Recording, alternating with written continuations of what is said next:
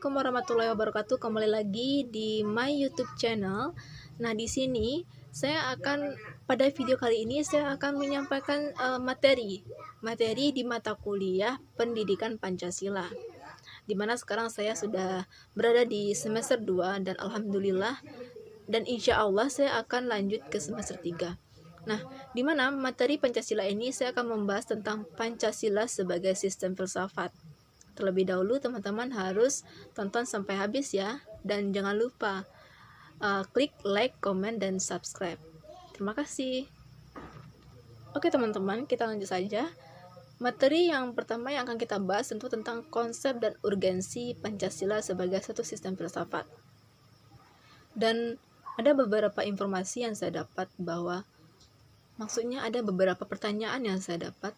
Mengapa Pancasila itu disebutkan sebagai suatu filsafat? Mengapa Pancasila itu dikatakan sebagai suatu sistem filsafat? Nah, di sini ada beberapa alasan yang perlu kita ketahui untuk menjawab pertanyaan ini.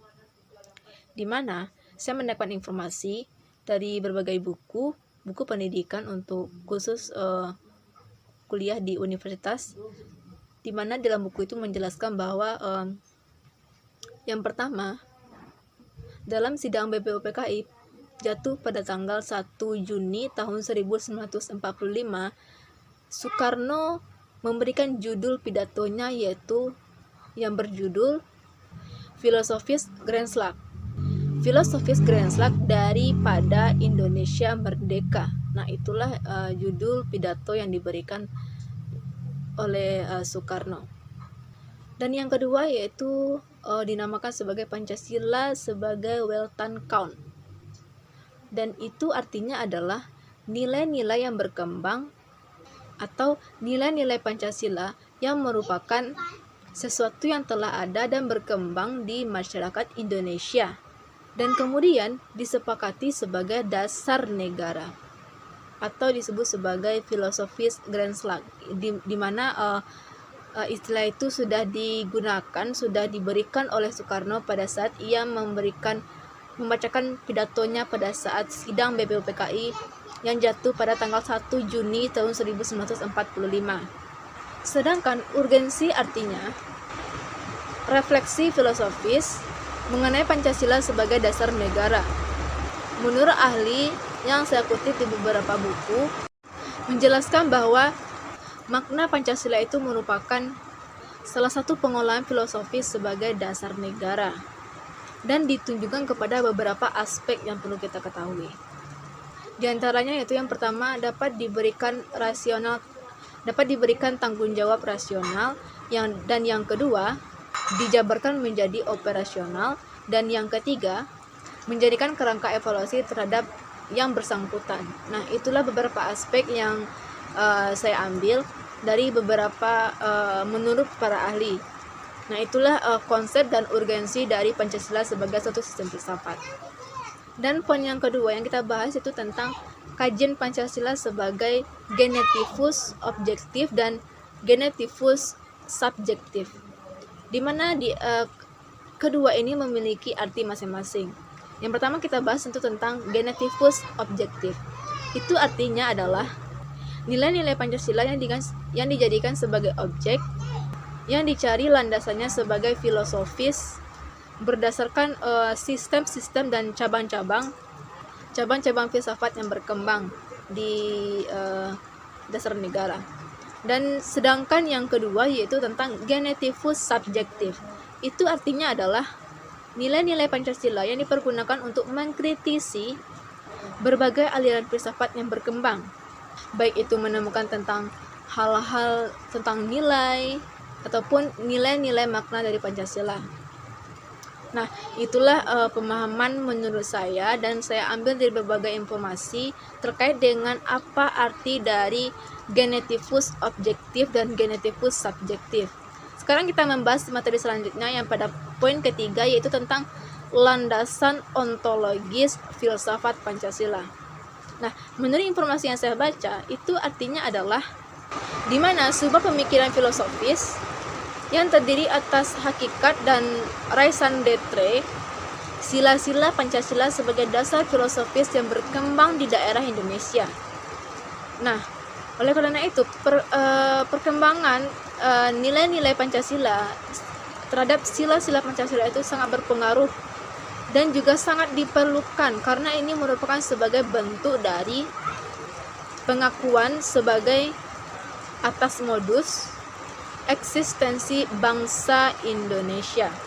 Nah, itulah pemahaman saya, dan menurut informasi dari buku-buku yang saya baca dan dari berbagai jurnal tentang landasan ontologis filsafat Pancasila. Nah, yang poin keempat kita membahas tentang landasan epistemologis filsafat Pancasila atau landasan epistemologis Pancasila sebagai satu sistem filsafat. Nah, itu artinya adalah nilai-nilai Pancasila itu digali dari pengalamannya atau disebut dengan empiris. Kita cari dari pengalaman-pengalaman dari bangsa Indonesia.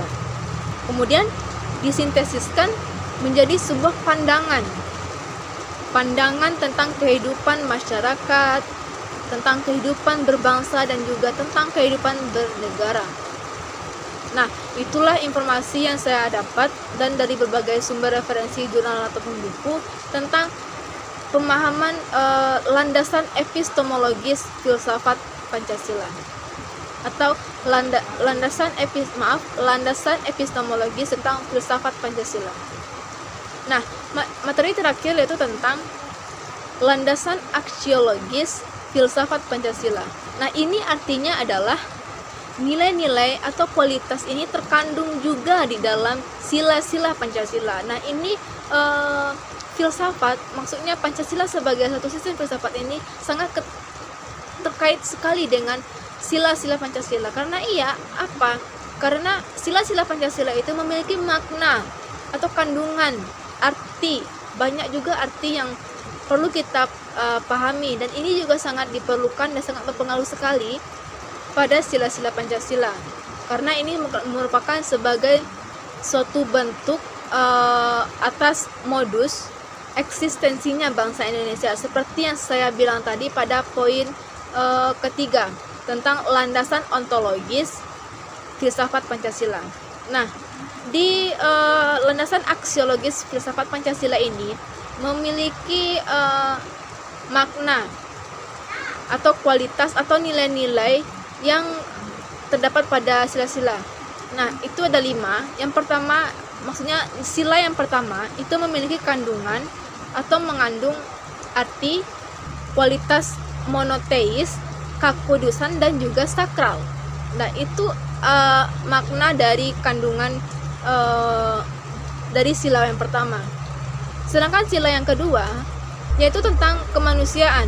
Nah, ini mengandung arti nilai kemanusiaan, baik itu nilai martabat, nilai harga diri, nilai kebebasan, dan juga nilai tanggung jawab.